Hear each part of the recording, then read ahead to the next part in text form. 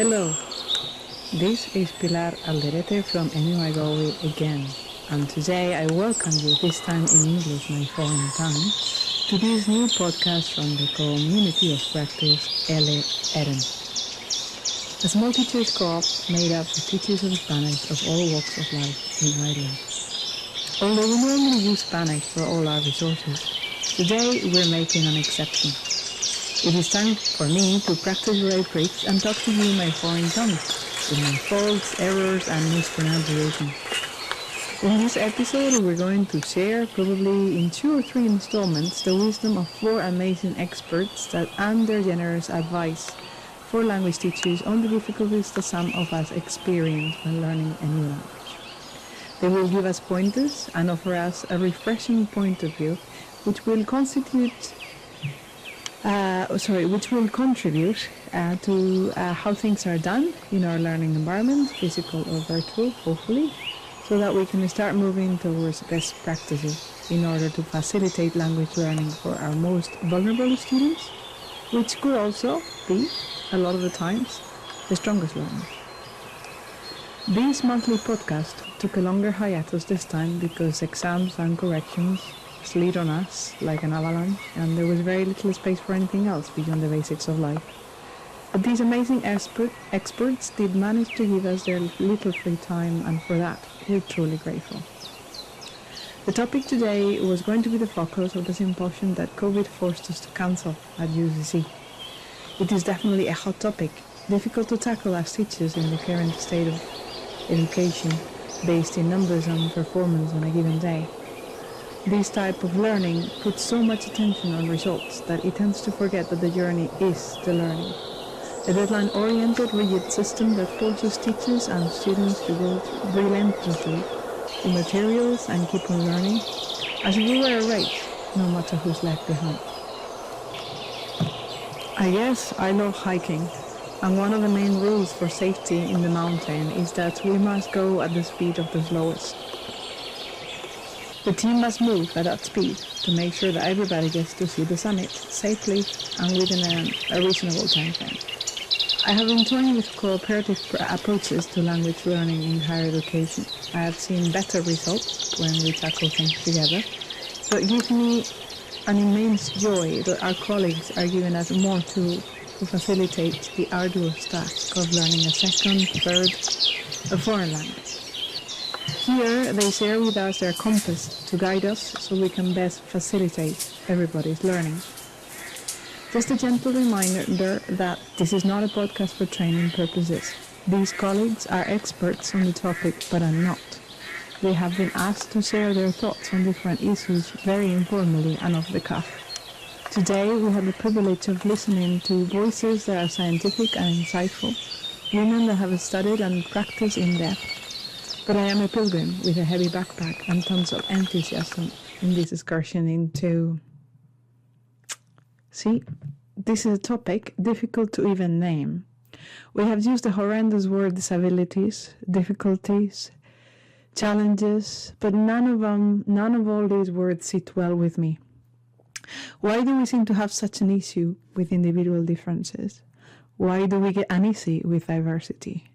Why do we need to presume that all of us follow the same rules and patterns when life teaches us repeatedly that we are different, that we succeed when we find our way, when we model, test, and try and fail with different things, with new things, and discover what works or doesn't work for us in particular. And in that process, we spend a lot of time, and we put in a lot of work, like lots. The language learning process is not an easy one, despite the popular belief that Spanish is easy, someone settled in Ireland. Any language requires resilience, patience, tender loving care, discipline, and an enormous amount of motivation that as an adult you need to keep up on your own. I can talk for hours and take you nowhere, but you're ready to tune your ears to the wonderful voices of Mary Pat O'Malley, Mary Caulfield, Stephanie Brennan, Rita Tracy, and Claire Carroll. Let me thank them again on your behalf for their generous contribution to our podcast. You will have their full names and link to their web pages in the bottom of this podcast. Thanks a lot. It felt like I was the first baby on the moon. Blood cells were the stars, the placenta was the earth, and I had amniotic fluid as my space food. And I made all kinds of plans for when I got out. The things that I would do, the things I'd talk about. For when I learned to walk, I planned the places I would go to, like New Brunswick and the mall, and the Toronto Zoo.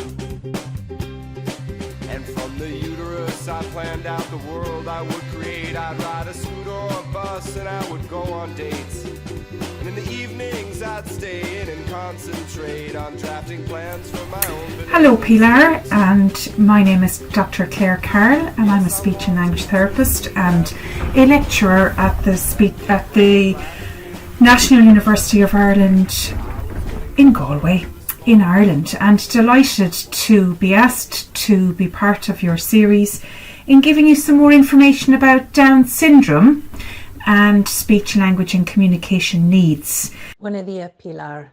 Soy Stephanie Brennan, logopeda y profesor de inglés. And I qualified as a speech and language therapist 27 years ago. As a therapist, I've worked in clinics, in a child and adolescent mental health centre, as a researcher, and I also spent 13 years working with a teacher in a classroom, a primary school classroom with 7 children who had significant speech and language difficulties. Hi there. Thank you for asking me to offer some pointers in relation to language, autism and students you may be teaching. I speak from a speech and language therapy perspective. Mary Caulfield is my name. And my background is working very much in an interdisciplinary context. I've worked for many years with teachers and in schools. And it is in this collaboration that's important, the working together between the family, the therapists, the team and the educator, be it the teacher or the SNA.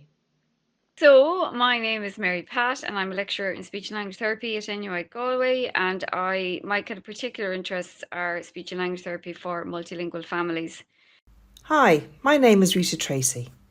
I'm a speech and language therapist and I've specialised in the area of dyslexia and reading spelling disorders for over 30 years. Interestingly, I am also dyslexic myself, although I have now mastered strong reading and spelling skills. What I want to share with you today is some of my clinical experience. When a child is born with Down syndrome, they're born with an extra copy of their 21st chromosome, and that's often where Down syndrome, what it's also called, is trisomy 21, and that's where it gets its name, I suppose. But it's called Down syndrome, and I suppose what's important for you to consider then is that if you meet a child who has Down syndrome, that they will be neurologically diverse to other children. And I suppose this diversity means that there'll be diversity in terms of their speech development and speech skills, so in terms of how clear they are in their talking, and also in terms of can they speak clearly, can they speak in a way that other people can understand. Also, they will have diversity in terms of their language development and their language skills. And when we talk about language, we talk about not only their understanding, but also being able to express themselves. So being able to join words together into sentences, to make stories, and to have conversations. And within these stories and within making these sentences, do they know and choose the right words to explain what they want to say? And also in terms of understanding, can they understand and make sense of what people say? So for children with Down syndrome, these areas are going to be, challenging. They'll be different. And also they're in other areas like memory, their own memory skills, their attention skills, and their motor skills will also be diverse. And I suppose what is important to understand here is that just because you have a diagnosis of Down syndrome, your profile is unique, your personality is unique, the way the child's speech will be unique, their language will be unique, and so on, and also their ability to communicate. And I suppose a very important piece for our children and young people with Down syndrome is that their social skills are often an area of strength. They can be very friendly, and what this does, I suppose, it helps in terms of their ability to get their point across in terms of using their body language and their facial expression, and using these skills, but also understanding these skills. So they're very visual. Visual learning is an area of strength, and their visual awareness is an area of strength. So we need to consider this when we're thinking about what we can do and how we can support these children in your classrooms. What I want to share with you today is some of my clinical experience. So here goes. First of all, dyslexia is a diagnosis that is not specific to any language. So in other words, it occurs across all languages and nationalities.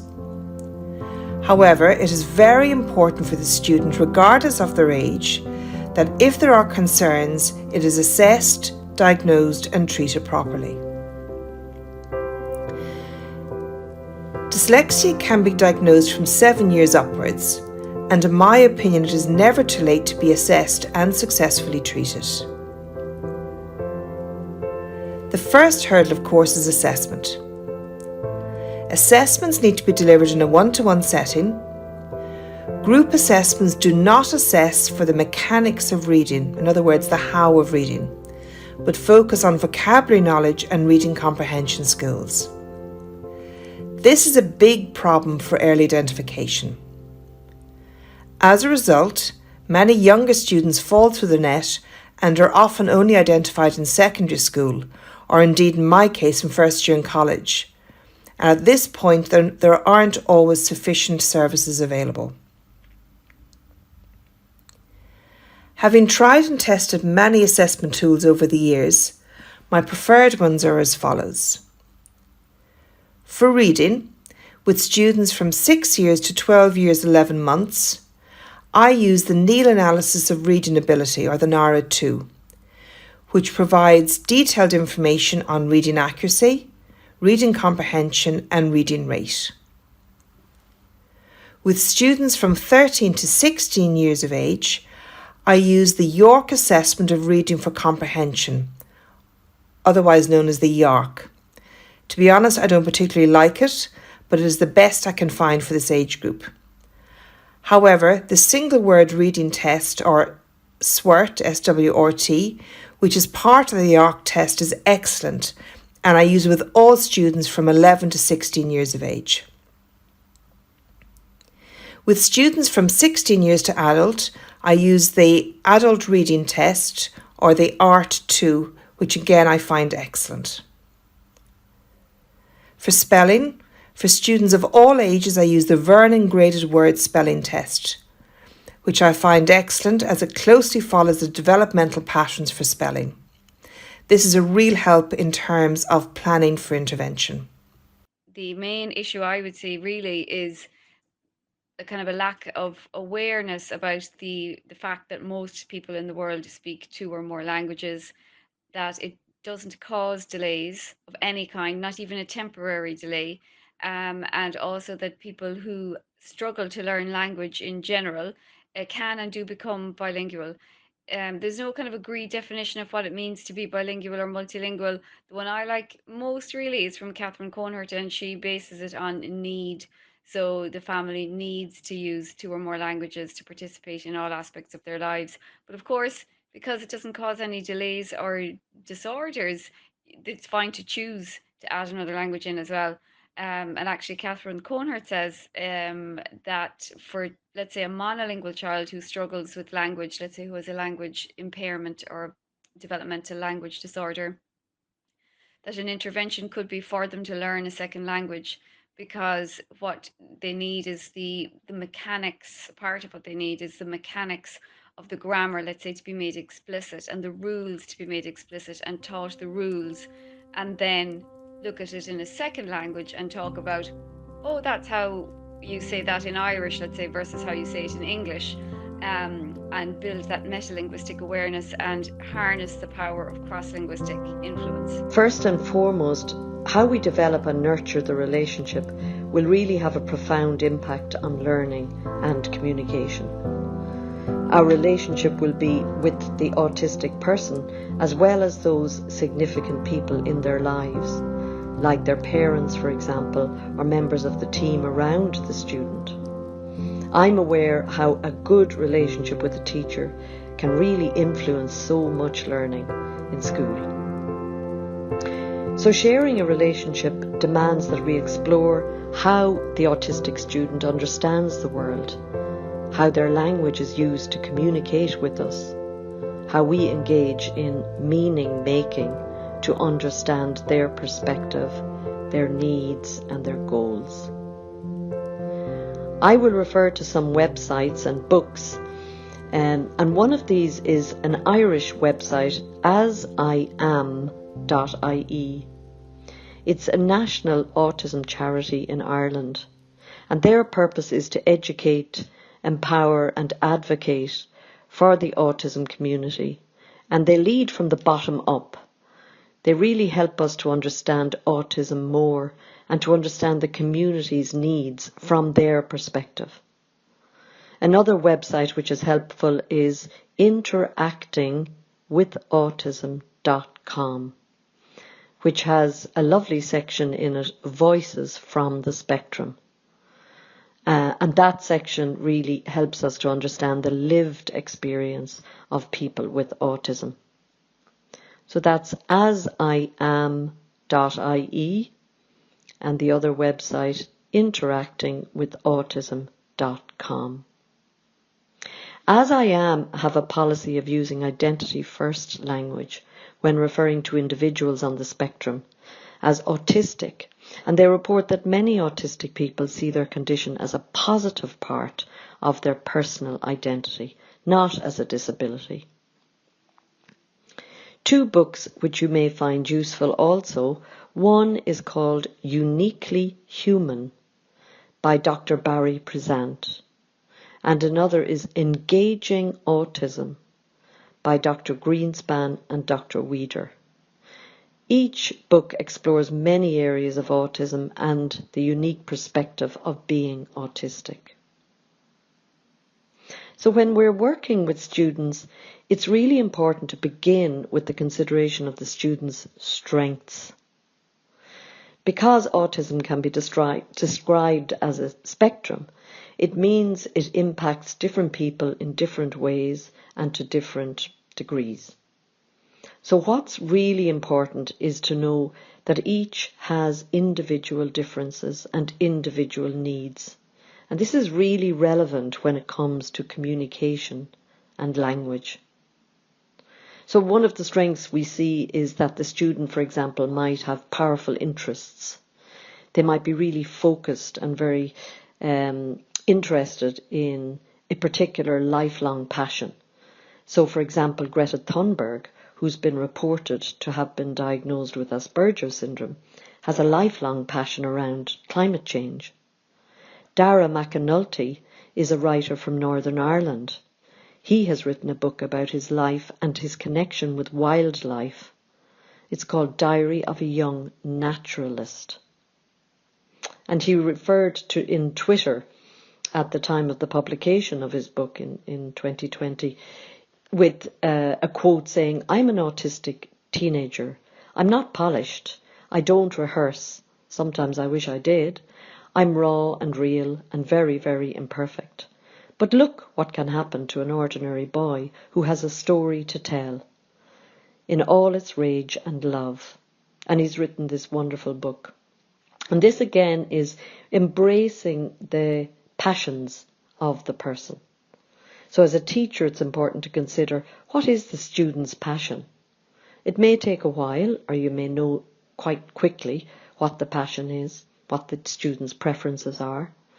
And what we can do is weave these preferences into our teaching. For example, I've used such passions to support vocabulary development, expressive language, or the student's development of narrative. I've also used their particular passions in literacy development, reading comprehension, reading acuity and writing.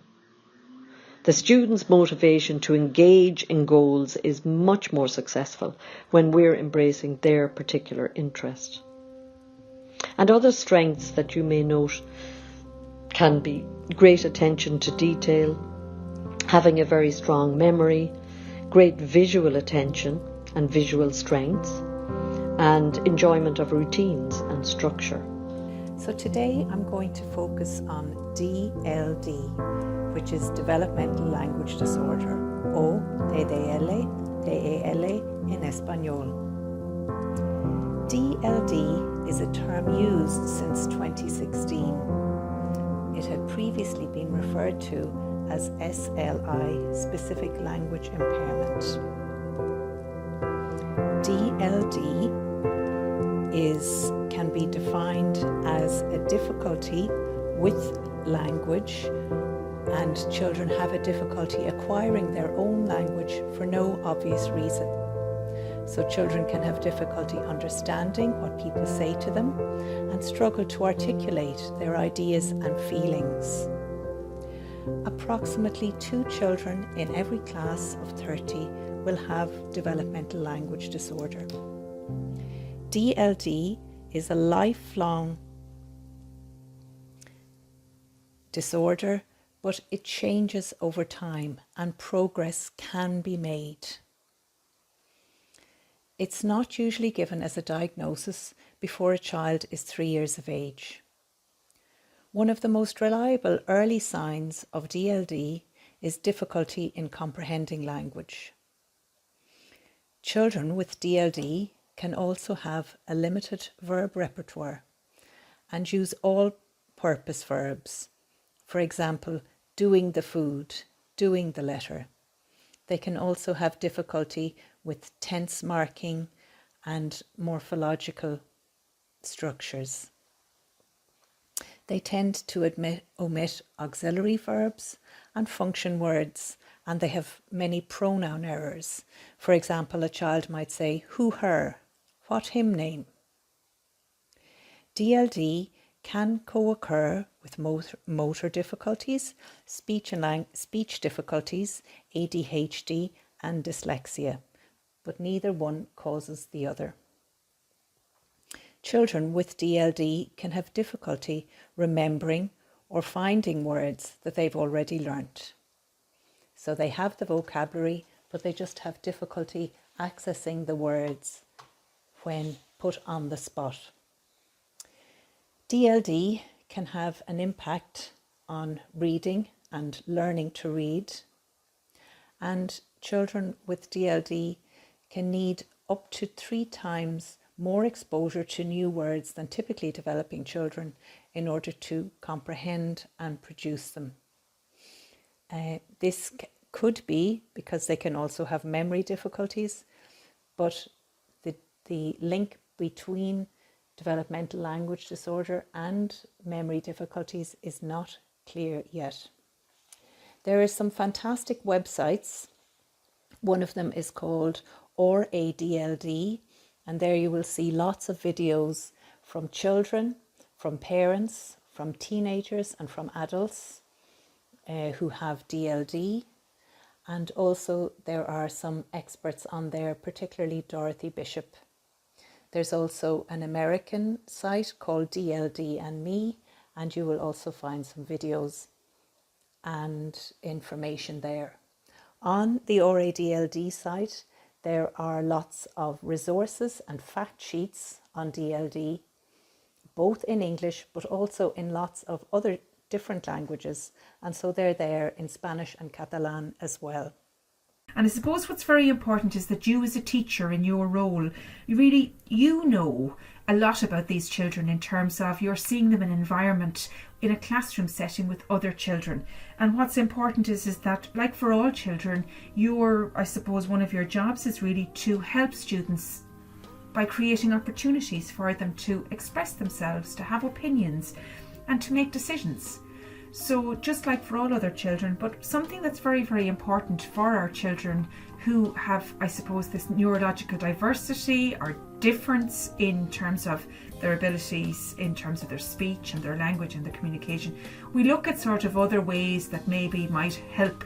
So again, we're kind of thinking about their method of communication. So for some children, they may use sign language, they may use pictures, they may use technology. So they might have an iPad or a phone with particular apps on them that when they point to a picture, it speaks for them. So they have this voice output system.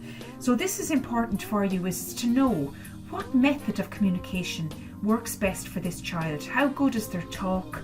Can they use sentences? So you need to know a little bit more about that. You also need to know about how they use their communication. So do they use this device, maybe like an iPad? Do they use this app to communicate? Do they only use it at home? Do they use it outside? Can they use it in school? And you also want to know a little bit more about what symbols that they may recognize. Some children, they need real objects, pictures of real objects. Other children, it's okay to have pictures of with symbols and with drawings. And so on. So this will be very, very important. But also, a child can have a method of communication. They may also know how to access it. But also, I think they also need to have interaction strategies, like starting conversations, taking turns, and knowing if they need to repair the conversation. So this is often called, a term that you may be familiar with, is assistive technology. And within assistive technology, this can support people to access, I suppose, their rights to communicate. And augmentative and alternative communication is a term that we use in speech and language therapy, AAC. And this is again something that can augment what somebody has already. So it kind of gives them another way to make a choice or to share a story. So I think for you, what's important is to be able to offer somebody choices. So when thinking about what kind of training teachers need to think about when they are working with children with DLD, I suppose the first thing is to be aware of DLD. Be aware that it changes over time, and children and adults and adolescents will need different kinds of help as they move through their life. It's important to work closely with the child or adolescent and their family and their speech and language therapist to make goals. And it's really important to ask the children what helps them, because most of the time they'll know what helps them in the class. It's also important to be aware that DLD can affect maths, literacy, peer relationships and emotions. So in terms of like the training teachers would benefit from in order to support multilingual children who've got speech and language difficulties, I think there are things like, for example, realizing that there's a lot of individual variation when it comes to multilingual language development. So we need to know the backstory. For example, is this a child who has been acquiring both of their languages, or if it's more, all of their languages from the get-go? So there are kind of different, there's no, again, agreed upon definition. So they talk about bilingual first language acquisition, which is where children would be acquiring all of their languages from the get-go. Then there's early second language acquisition, where they might be monolingual at home until they enter into childcare or creche or preschool, and then add in a second one. And then there's second language acquisition, where they're monolingual until they go to school, would say, and they start the second or third language then. For the children who are acquiring 2 or more languages from the get-go, they go through the same ages and stages as monolingual children. Now, I'm not a fan of comparing monolingual and multilingual children, because while yes, they're all on the path to language acquisition, they are doing different things. So for the bilingual first language acquisition child and the child who's like early second language acquisition, they go through the same like ages and stages in terms of babbling, the emergence of first words, putting two words together and things gradually getting longer and more complex. They're not slower to talk or later to talk than children who are acquiring one language only. The other thing about that is that like there's a lot of individual variation in early language development, which makes it kind of difficult to work out, is this a child who's late to talk, or is this in the range of typical development? So we need to know the backstory. How much exposure have they had to all of their languages? What do they need the languages for? Who do they use them with? And to kind of be aware that there is this individual variation, because we use language with different people for different purposes and in different places. So you might speak one language at home for your family, or on Skype or Zoom via extended family, and then you have a different language in school, and you may have a different language for, let's say, religion or extracurricular activities. So to bear in mind that the background in terms of the languages and the opportunities to use them. There's some nice analogies, I think, that are useful about when we think about language development in multilingual children. One is that it's like a garden. So you can prepare the soil, plant the seeds, water, do the weeding, but you've no control over the weather. So like there may be a frost, which may kill off some of your plants, or it may rain very heavily, and that may do damage as well. So the idea is really that I suppose we have a control over our input to the multilingual children. Another analogy that I like is one of baking a cake. So if you're talking about like a raspberry and white chocolate cake, if you put in more raspberries, you get a more raspberry flavored cake. So input is really important. I think for teachers as well, it's really important to harness the power of like all of the child's languages and do cross-linguistic comparisons and talk about, oh, this is how you say it in Spanish or Irish, and this is how it works in English. Look where the verb comes. And because with multilingual children who need speech and language therapy, we need to support all of their languages, and not just their current use of language, but we need to consider their future use of language as well. If, for example, we ignore one language, then it's like, in a way, or tell a parent to drop a language, it's like saying, well, stop using one of your hands, and then you very quickly realize what you use that hand for, and all the things you use it for. So we never advise people to drop a language, because what you're doing then is you're really, Catherine Kohner says this, that you're then turning what may be like a language impairment into a handicap, because you're cutting the person off from all of the language skill that they have in the other languages. Because for multilingual children, and this is important for teachers to remember as well, is that the language abilities or skills are distributed across the languages and over time, and the things may change over time. Diagnosis is a thorny issue, as the trend to assign the label of dyslexia to all students who are underperforming in literacy tasks. This is a problem and should not be the case. To be truly dyslexic, there needs to be a neurological, biological, or genetic root to the problem. Many students may perform at a similar level on standardised assessments, but the cause of the problem is primarily external. For example, presence of middle ear infections at a key learning stage, or they moved from school to school or country to country, or the methodology used in class just didn't suit their learning style. This latter group respond quickly to intervention, and the problem is normally fully resolved in a short period of time. In my clinical experience, this group would be the majority of cases referred to me as dyslexic. If you think about the incidence, 33% of students are underperforming on literacy tasks in school, but only 5 to 10% are accurately diagnosed as dyslexic. With true dyslexic students, their presentation is more complex, as dyslexia is a lifelong condition and normally in the presence of co-occurring or comorbid diagnoses.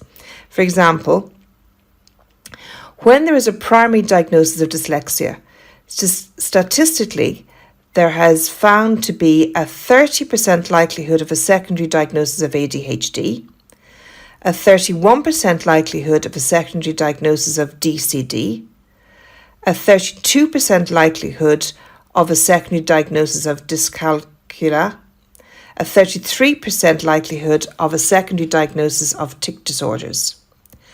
Additionally, there is also a very high incidence of handwriting difficulties, and with the most severe, a diagnosis of dysgraphia. Also APD, auditory processing disorders, and visual processing issues such as tracking issues or convergence or accommodation. But there aren't current figures available for the incidence. Where the primary diagnosis is developmental language disorder, or DLD, there is a 25% likelihood of co-occurring dyslexia. With ASD, there is 11% likelihood of dyslexia. So do check for any assessment or speech and language therapy report, as these will provide you with important information about the student's communication strengths and language profile. Also, what you might find in reports are learning about what's the best method of communication for the student, what are their levels of need, what are the best goals for them at this time. And again, liaison and multidisciplinary work is very important. We're a member of the village. We're a member of it takes a team around the autistic student. So don't be afraid to pick up the phone if you need to speak, for example, with a speech and language therapist or an occupational therapist. As a teacher, the liaison between the educator and the therapeutic team is really important. So we need to remind ourselves that the main areas of autism which are important to consider when we're working and teaching the autistic student include social interaction, communication, behaviour and sensory processing. You will already have tools and expertise as a teacher in areas of language and literacy, and the tips I'm going to offer you now will serve to complement them. So one of the things that I'm interested in is considering the social emotional developmental levels. These were developed by Dr. Greenspan, and they serve really as a holistic way of looking at the student and how we can embed goals according to the developmental level that the person may be functioning with. And they're cumulative, so we all weave in and out of these levels all the time. First of these levels to consider is regulation and shared attention. We need to be regulated and calm in ourselves when we are learning and when we are communicating. And when regulated, we can co-regulate then with our partner in communication. This demands that we get to know the autistic student's sensory processing profile and their sensory preferences. An OT or your own knowledge will inform this. Knowing the student's sensory profile helps us to support their regulation and attention. And having sensory strategies, these will really support learning and communication. Have a look at the website Zones of Regulation by Leah Coopers. It has many resources and webinar opportunities to support this and to learn more about sensory processing and how to support with strategies the student's learning. Knowing what helps the student attend can really benefit the teaching and the learning. So for example, a student may need movement breaks to help sustain attention, or gentle music may support, perhaps a break for a snack or having a water bottle at hand can all support, or even something like holding and fiddling with a fidget in their hands can actually develop the person's attention. Another developmental level that we want to consider when we're regulated and co-regulated is being available for warm shared engagement. And this is our aim. When the student is regulated, it's all the more possible. So including the interests and preferences of the autistic student will support shared engagement. And as a teacher with regular contact, you are in a very important role in getting to know the student. Offering a relationship of trust is crucial to set the tone for later learning and communication development. 2 more levels on that social emotional trajectory are social reciprocity and social problem solving. So when we're sharing engagement, then we're open to back and forth communication.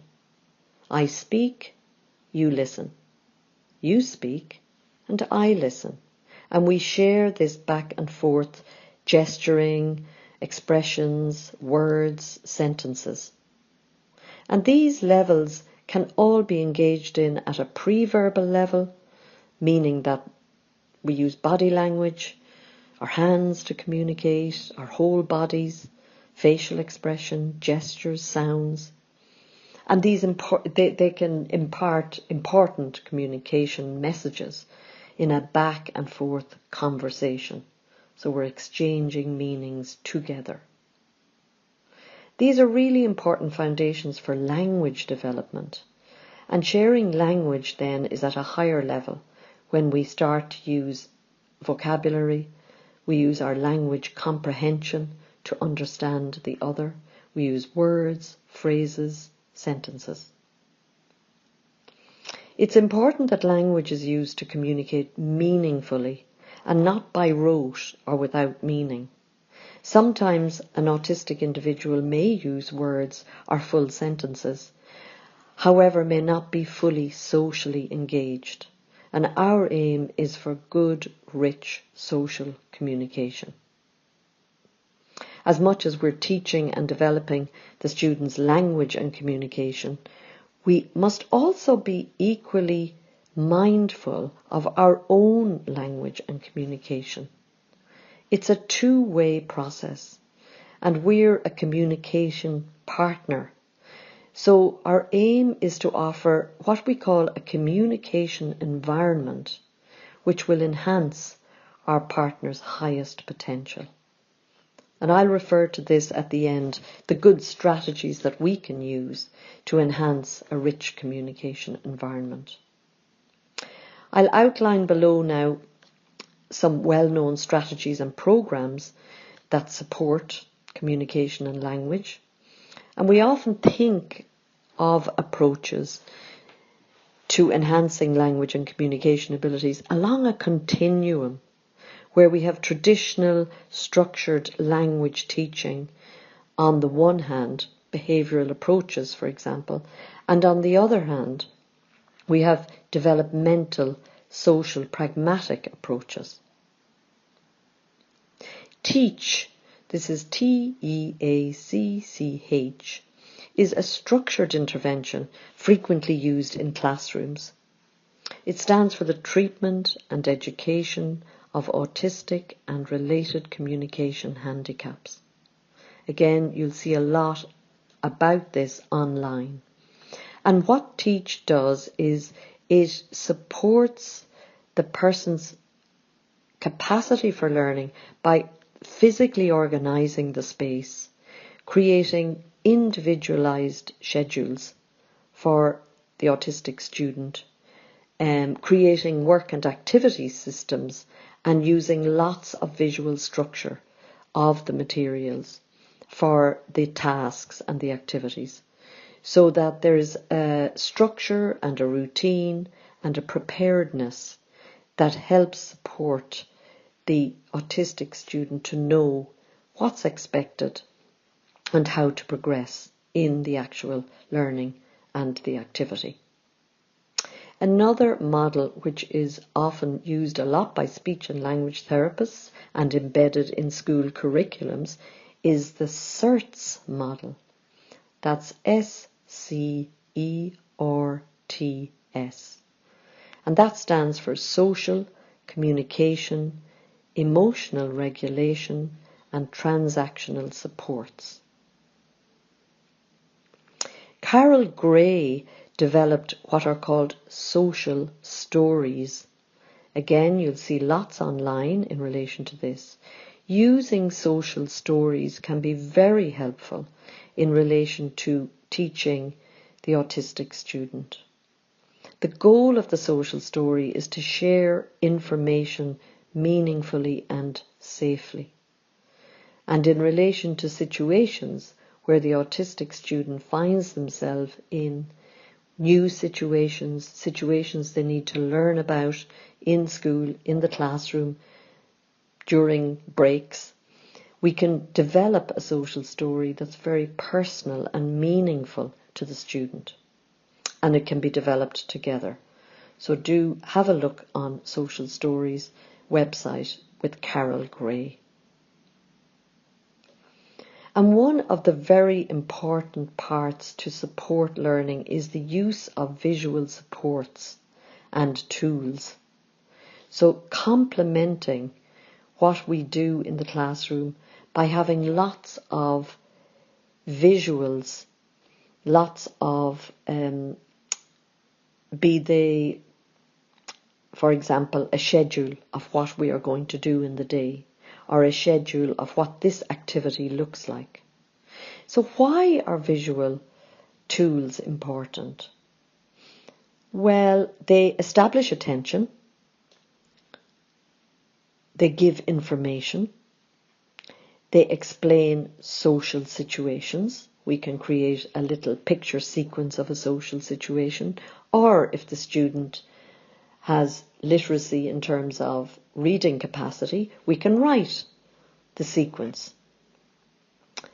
Visual tools helps us to give students choices, give us structure to the day, and it really helps to teach routines if there are multiple steps in the routine. Visual tools can also support transitions. So this is where there's a movement from one class to the next, or from one building to the next. It can really help a student stay on task and ignore distractions. And visual tools help them to manage their time. So for example, there's a thing called a time timer, which is a visual timer. And we can actually put 5-10 minutes on the time timer where the student can see the minutes disappearing and knows, okay, when my 5 minutes is up, it's then break time, or it's time to switch to the next topic or activity. Visual tools can really support communication rules and can guide self-management. So they can really, we could have, for example, 4 pictures of items that the student needs to get ready for lunch or for going swimming. And these can be in the form of visual pictures so that they can self-manage what it is they need. Or they could have these written down on a checklist and tick them off as they go along. But much more supportive to them to have them visually than telling them which is the auditory route. Visual tools can really assist memory and can really support language retrieval. So this is where they are trying to remember something, but they see the visual, they see the word or they see the picture, and that really, really supports them. They also support learning vocabulary, communicating emotions, and reviewing and remembering things. And this has come from Linda Hodgkin, who has developed a wonderful website, usevisualstrategies.com. usevisualstrategies.com, which gives many, many strategies and support to us in terms of how best to support the autistic student. So to recap, we might use visual tools such as pictures. Sometimes we may use objects. We may use a picture exchange communication system with the student That's known as PECS. We may use, like I say, a visual schedule of all of the subjects for the day, or within one subject of all the activities within that subject. We may use a visual which is called a first then visual, whereby they know, for example, that there will be a break, and first we'll do our writing, we'll have a picture of writing, then we'll have a break. We might also use a visual tool such as a choice board, whereby we have a choice of 2 or 3 or 5 options, and the person sees in picture or word form what choices they would like to choose, for example, to do at the break or in any other area they may have choices. Some of you may work with students who have vocal output devices. These are augmentative communication devices. It could be in the form of an app on an iPad, for example, Prolo Quo to Go, or it could be in the form of an actual device like one called the LAMP, L-A-M-P, whereby the student communicates using this device. Some students use alphabet boards where they can spell out a word to communicate what they mean. And I use a whiteboard all the time in my therapy. So a whiteboard could be a big whiteboard on the wall, or it could be a small whiteboard, which again I can use to write 2 words, which might be a choice. Will we do this or will we do this? I might write a schedule as I have on my whiteboard. I might embrace the student to assist me in writing the schedule. Let's write the 4 things we're going to do now before break. And I find a whiteboard where I can use visuals on it extremely helpful. Of course, you could do that also on a piece of paper.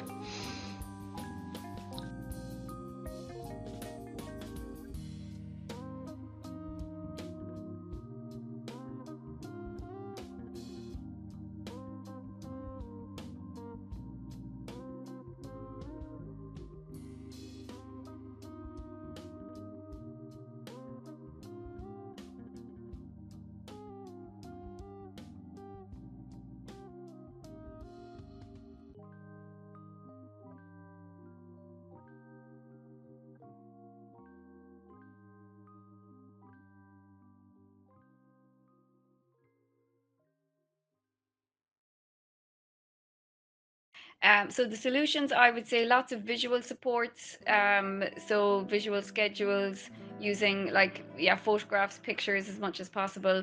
Wordless picture books are a great way into narrative. Translation activities where you could use Google Translate and explore how bad it is in terms of how it doesn't translate correctly, and have discussions around the differences and similarities between the languages. So I think that's kind of all I have to say. Really, I'm talking longer than I anticipated. But the key thing is that if people need to be multilingual, they need to be multilingual, and it's the speech and language therapist's job is to support them to be multilingual, because that is what that family needs.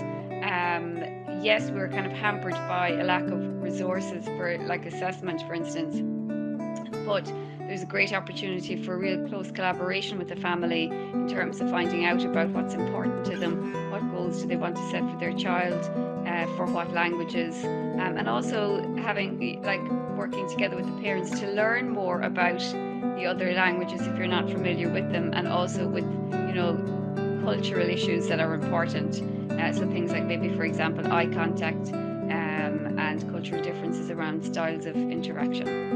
Okay, I think that's it. Hopefully that will do, Pilar. And it's actually I'm just looking here at your points, and I'd say another thing is to be curious about other languages and other cultures, and being open to finding out more, and viewing the family and the child as expert in their culture and their language, and really work genuinely collaboratively.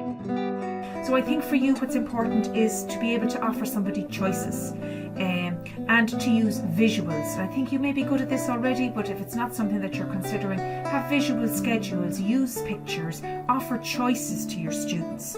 And also consider the actual activity, because if you can relate to the activity, if you've got some idea about this activity, then you might be more motivated to do it. And also competence in the activity. If I know that I can't do something, I might not be motivated to do it. So again, we've got to consider what can we do to help this child build their confidence, build their competence in this activity. So that's important. Also, it's important to know what preferences, what likes they have, what activities do they enjoy, how do they participate. So I suppose the key thing that I would like to share with you really is that everybody has a right to use whatever method they have of communication, and we have a big job as the partner in the conversation to help. And I think for you, acknowledging the person is what's important. Adjusting your communication style, also important. Use every means that you have. Pictures, sign language if you have it. Love would be a keyword signing system that can be used, so you could look into that to see could you learn the signs. Sometimes children have a communication passport, which is like an information booklet that helps communication partners know about the person, what they like, who's in their family, but also what helps me to communicate. So that might be something for you. And also really just taking time with the person, listening to them. I just thought of another thing, and that is that it's also important to think about speaking, listening, reading, and writing, and how for multilingual children, their abilities in those 4 areas, so comprehension, expression, reading, and writing, will vary across the languages as well. So we need to think about what exactly are we looking at when we're looking at an aspect of language.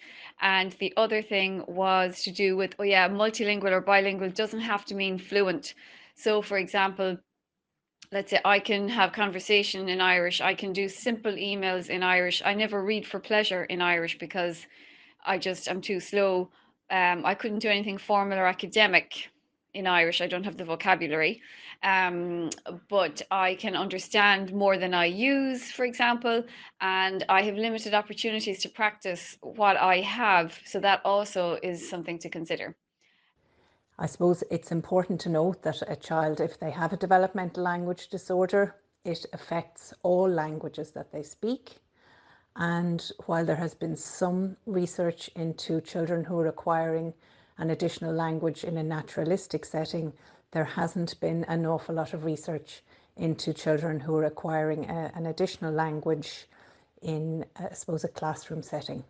Bilingual children who are acquiring both of their languages from before birth, let's say, they pass through the stages of babbling, first words, putting 2 words together, 3 words together, and so on and so forth, at the same ages as the monolingual children.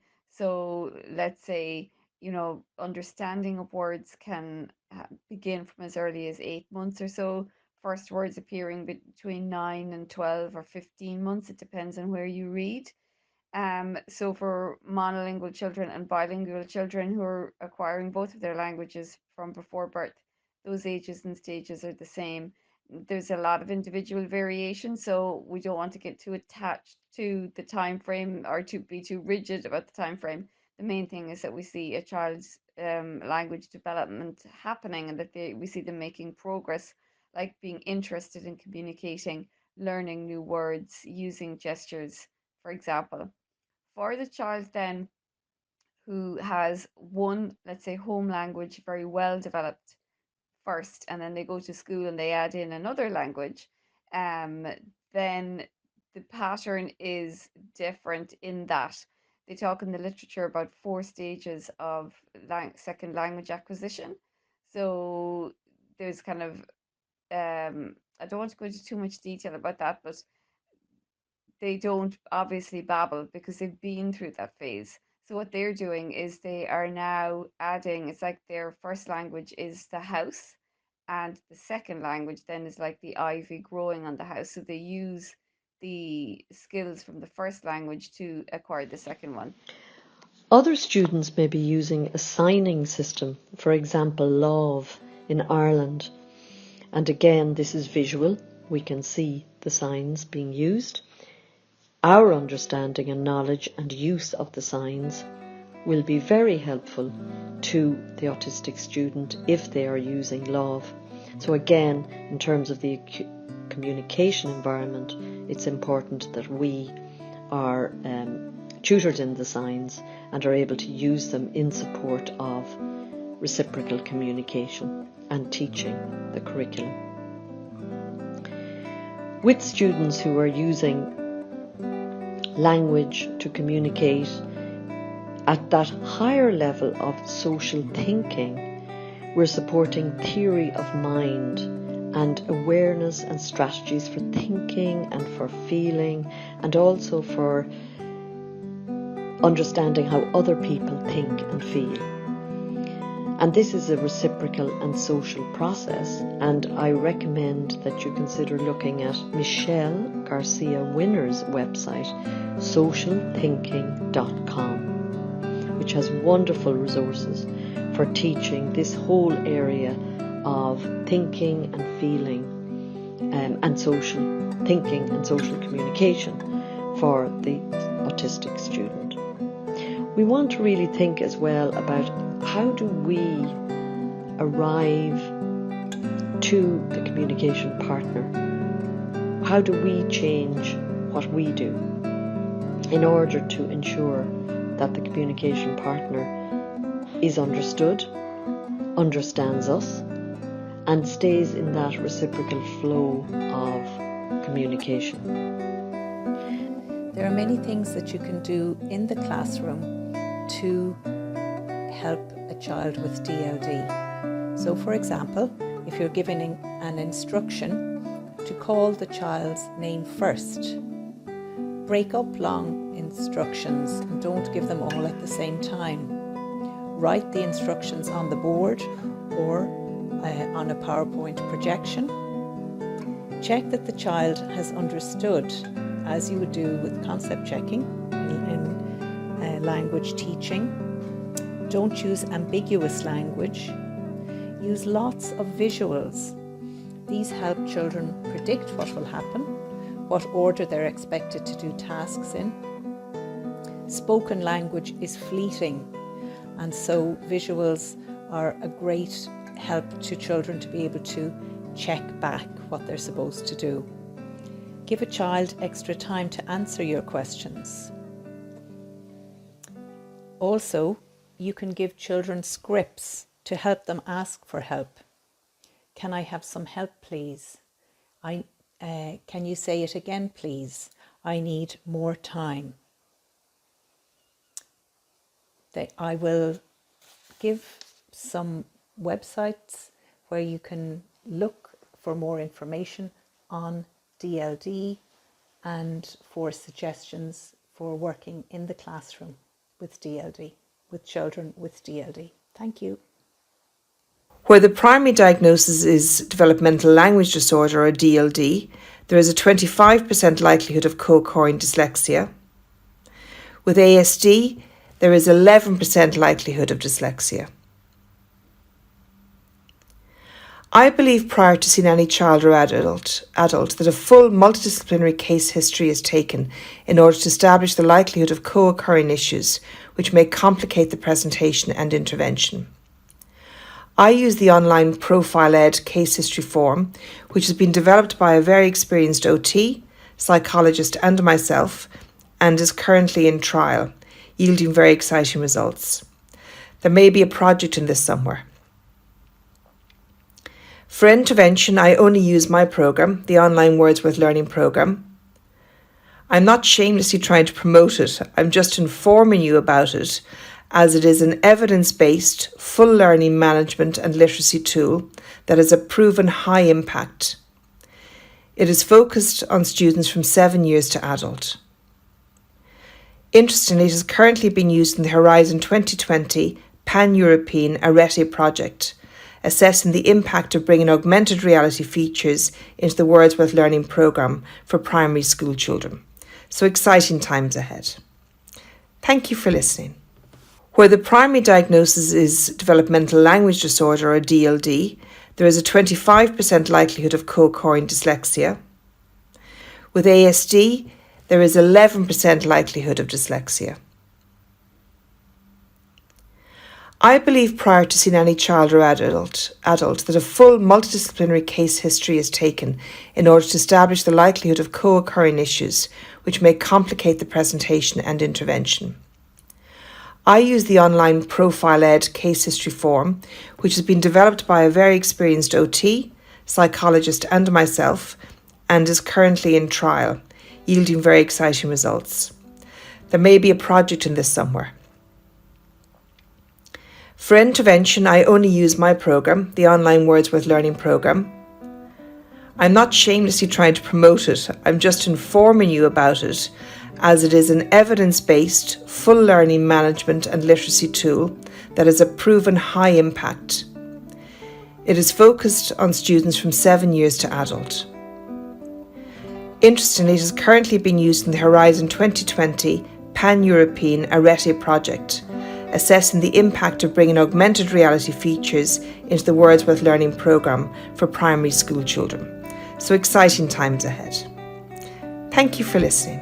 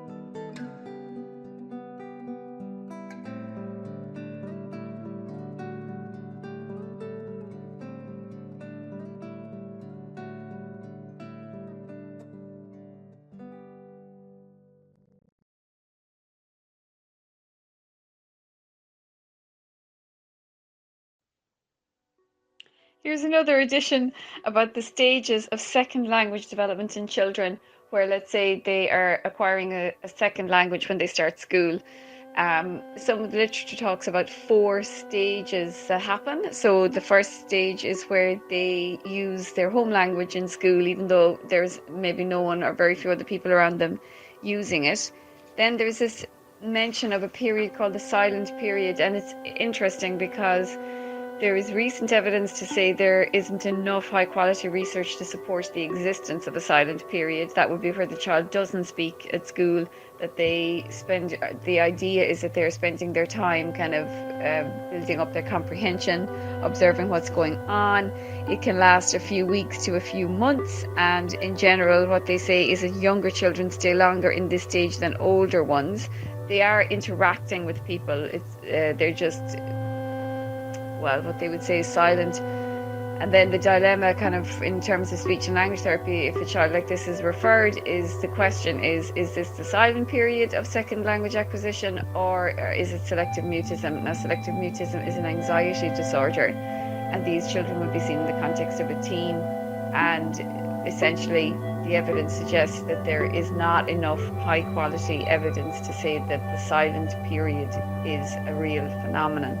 But it would be very interesting to hear, teachers' experiences of the silent period, and more research needs to be done about it. So then the third stage of the second language acquisition when children start school is when they start to begin to produce some of the second language, and often that looks like a kind of formulaic chunks and phrases that they've learned off, like things like I don't know, or thank you, or excuse me, or what's happening. So they're learned as chunks. And then the final stage is where the child begins to create novel sentences and utterances themselves. And the thing is that when the second language is added in like this, so let's say Polish is the language of home, and the child goes to school in English, the English development will be influenced by the fact that Polish is the first language, for instance. So what can happen is that in English the child will be using language in a way that may look like there's a problem, but actually it's just an artifact of the languages influencing each other, and that the pattern of English development is slightly different when it happens later. And the job of the speech and language therapist then is to work out, does this child have a language problem for definite, or is what I'm seeing a result of the fact that they haven't had enough exposure to English? They've only been exposed to it, let's say, for a year, and they're now 6. Then we wouldn't expect them to be, to be fluent in English, because language development is complex and it takes a long time. And when we think about that child who is acquiring the second language later, so like in school, we need to think about the language for social communication and basic interaction skills, which can happen quite quickly. And then there is the language for academic work, which takes longer to acquire. And what can happen is that the child can be very adept with the basic interactional kind of social language, and so that gives a kind of a false impression, because they can be quite adept communicatively, and you realize then, oh, hang on, but they are very good at that, but they don't have the academic vocabulary or concepts yet. Also, do consider conferring with family, those closest to the student. They may also offer important information about the student's preferences, sensory processing challenges, sensory preferences, and language and communication skills. 3 websites I want to finish with. One is by a lady called Paula Kluth, K-L-U-T-H, and this is paulatluth.com. She's written a wonderful book, You're Going to Love This Kid. And this book, as well as all of her website, is very much about inclusion, how to create inclusive classrooms. She has a recent one on her website called All In, and this is 18 ways to create inclusive virtual classrooms for students who will be needing support. The NCSE is a website for teachers, which I'm sure you will know about. That's ncse.ie. They provide a lot of specialist courses in the area of autism in support of teachers. And the last website is Middletown Centre for Autism. This is Middletown, middletownautism.com is this website. Again, they have enormous amounts of resources, webinars, literature, evidence-based researched articles available on their website. and a number of trainings also. So I wish you all the best, and may these resources support your own expertise, which you already have. Bye-bye. So I'm going to go through some good pointers, communicative pointers in relation to good practice between partners. And one of them is to consider our posture. Some autistic students find it a little bit challenging if we're very, very close. There's a wonderful author, Donna Williams, who sadly died a few years ago. She has written a number of books on her own lived experience of being autistic. And Donna spoke many years ago in Galway and talked about what she called exposure anxiety. And what she meant by this is that if somebody comes straight up, face to face, to speak with her, she found this very exposing. She felt a flood of anxiety when this happened. And for her, she preferred if somebody came side by side. So just be aware that posture is very important, and how you are posturally is important in terms of comfort of the autistic student. Consider your own language. For example, it's an auditory stimulus. So without the visual supports, all the other person may have is the auditory input. And once that's spoken by you and listened to by the other person, it's disappeared. So again, having a visual tool to support that may be very regulating and support language comprehension. Be conscious of your sentence length. Again, depending on the language comprehension of the autistic student, long sentences may be very difficult for them to process. So consider how long are your sentences relative to the length of sentences that they use, for example. Consider your vocabulary. Is your vocabulary at an appropriate level for the partner in communication? And also the amount of language you use. So are you using too much language for the student's level of comprehension? Sometimes I say, sprinkle no talking dust. Go nice and slow. Less is more, because this gives the person more of a chance to process and understand all of the language that they are hearing. Imagine yourself learning a brand new language, for example, Japanese, and you arrive there, and the more people use, the more words in a sentence can be very confusing if you're a new learner to Japanese. Another thing to consider is your rate of communication. Is your pace and rate slow enough to enable language comprehension and to keep that conversation going? If your rate is too fast, the language can go over the head of the partner in communication, and they can nod but not really mean it because they didn't fully understand due to the pace. Also be aware that you hold great capacity for meaning in your language when you use stress and intonation. So use appropriate intonation, appropriate rhythm and stress in your voice, which really can enhance the meaning. And we've spoken a lot about using visuals in the environment. That includes your facial expression. So for example, use your facial expression richly. Make sure it's appropriate for the context of communication. Use gesture well. So again, each of our gestures that we use give meaning. So be conscious of your gesture and how you're enhancing the words you use with gestures. Giving attention is one of the biggest pieces. Listening carefully and gaining the attention of the other. So that's back to regulation, ensuring that the person is comfortable, calm, has sensory strategies to support, has visual strategies, and then gaining attention for language reciprocity and learning.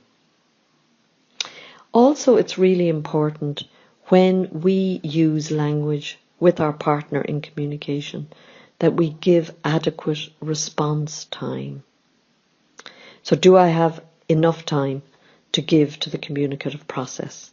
Ask yourself, have I stopped, waited for 10 seconds, and listening to the response? We often rush in very quickly, having asked a question or made a suggestion, before the person has time to process, consider, and execute a response.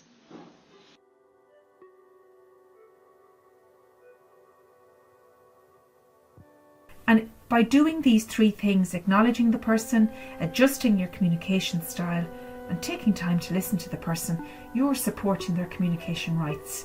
And these are three pieces that Sharon McLeod, a researcher and speech and language pathologist in Australia, would really, I suppose, suggest or recommend, if you like, to support the communication rights for people with speech, language and communication needs. So I think really, what do we want for all our children, but particularly if we're thinking about our children with Down syndrome who are attending school, who are in your classrooms, they want to feel connected with you, connected with their peers, and they want to feel acknowledged, and they want to feel listened to. So I think you can do that. You may need support from the parents to understand a little bit more. You might need support from other teachers, those special